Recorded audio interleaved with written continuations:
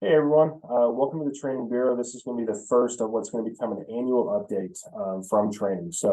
There are some things that I don't think I've communicated well enough, and so I wanted to package this all up together at one time. And there's also been what I'm calling frequently asked questions. A lot of people asking kind of the same thing. So again, trying to fill that gap.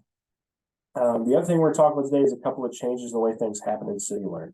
Some different documentation or some just slight tweaks to current documentation. So I thought it'd be easier to share my screen, send a video. One of the things you're going to see different as I share my screen here is you're going to see a difference in location. What was called the training annex or annex building is now referred to as a fire academy. You've probably seen it in a couple different places, especially like the signs on the building have changed. But now in the drop downs, you will see those different here. So one of the first things I want to talk about is AFT entries. There have been quite a bit of discussion about how to do these. We've had individuals who have expressed their concern to me that they feel like they're double dipping if they do it one way as opposed to the other. So let's say we're doing ladders in the station. You would go to NFPA 1001, you pick ground ladders. I already have people selected here, so that's my crew for the day. That is the appropriate way to document what you did for your ISO hours. So everybody knows you have ISO hours you have to hit every month, call it company training. That is what this entry is going to be for you. However, the issue is I cannot tie this to your AFT hours. If I did that, it would permanently tie it. So if you taught ladders in the station, it would show that you were down here. Obviously, that can't work. So unfortunately, for AFTs, you have to put two entries in. So you put the 1001 in, just like I showed you. Just type in 1001, pick what it was. And then after that's done, you've already set up your staffing in there. You've already submitted it. Come back in and put in AFT hours. Click this. Staffing is still there. Continue through. And then pick what it was. If it was a firefighter skill, live fire, whatever it may be, put the same amount of hours and record it. So essentially the AFT block is just doing that. It's saying, hey, there was this time they were on the training facility. That's the extent of it. Obviously, they kind of know what direction you went with skills, but it doesn't know specifically what you were working on. So you will need to put both those entries in. That'll help us bring our numbers back where they're supposed to be. The second big change is the instructor credential. So if you are an instructor, this applies to you quite a bit. So going back to my homepage, click over to my credentials, find my credential for instructor, and I open this up. So in the past, I'm sure if you remember, you've been told a lot, do not put station instruction in your credential, right? So if you drop down your in-service training, this one used to just say teaching hours. It didn't say any of these disclaimers here. So in the past, that is how it was. We're going to be changing how we do this. So a slight kind of tweak in procedure, like I mentioned. So I put one for classroom and one for station. That way, we can still track how many hours are being delivered here and how many hours are being delivered out there. But if you've recently had to renew your credential, your instructor credential, you know that it was pretty laborious on Captain Burton to run these reports. It takes about 20 minutes to try to get these reports. With this new system, if you start entering your training there, it's going to fill up that green bar, so you will be able to monitor it yourself without wondering, where in the background it shows hours. But it also means it'll take about 2 minutes for him to run the reports. Another thing that's going to really matter for us is I'm working with Cadus. I know you guys love to hear that because they are owned by the same parent company as CityLearn is, which is Vector Solutions. So if I can tie those two together through this process that I'm showing you right now, if you put your hours there, not only does it make it easier for us, but it also, once linked, will essentially auto-renew. So Cadus will say, hey, Captain Burton's up for renewal, looks back into our Vector Solutions. He's put his hours in. He's got his CEUs put in. He's at 100%. And without any notification, we'll just auto-renew and set it up. Now, if it looks back and it doesn't see it, then it would send out the notification saying, hey, you're still due on the Cadus side. It's never going to send anything through our portal.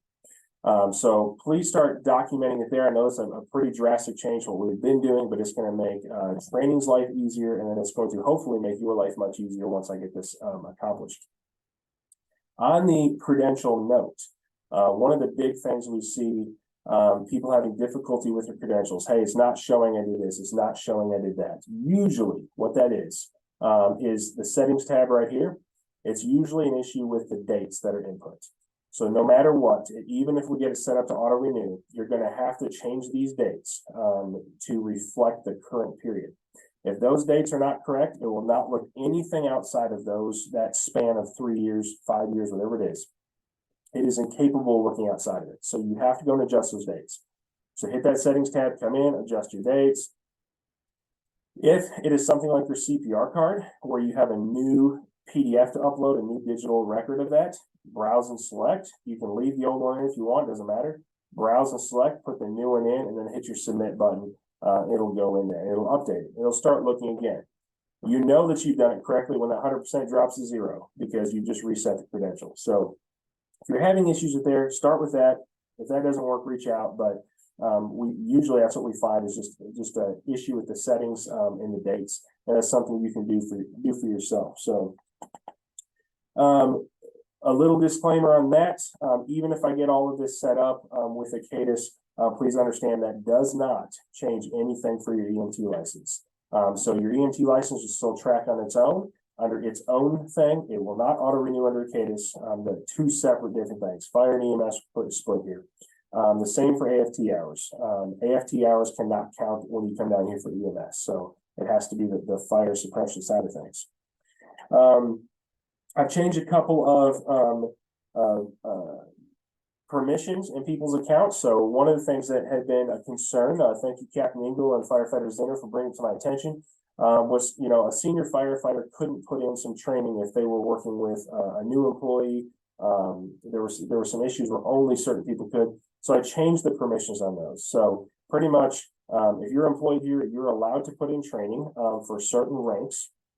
So you can record those, similar to how it was back in the days at the firehouse, but it's going to be the same. So book list, you'll notice in there, we have a lot of books from the stations that are not needed. And so I know we've got some, hose load books from published in 1987 that are still out there. They have nothing to do with promotional testing. Unless you're just looking for an antique book library, I put down the list of everything you need for promotional testing and exams that could be referenced. So if it's not on that list, put it in a box, give me a shout, we'll send someone up to grab it. And we'll just kind of clean up the stations a little bit, tidy that up for you. On the same note of books, I've also started kind of a personnel embetterment library. So I've got some books behind me on my bookshelf. They're in the letter, you can see what they are. They're for everybody. So it's going to be a loan system. So maybe start with 90 days, come down. If you read slower or faster, that's fine. We'll figure it out. But please come down, read a book. They're not read books. They're not textbooks. It's just a leadership book from somebody.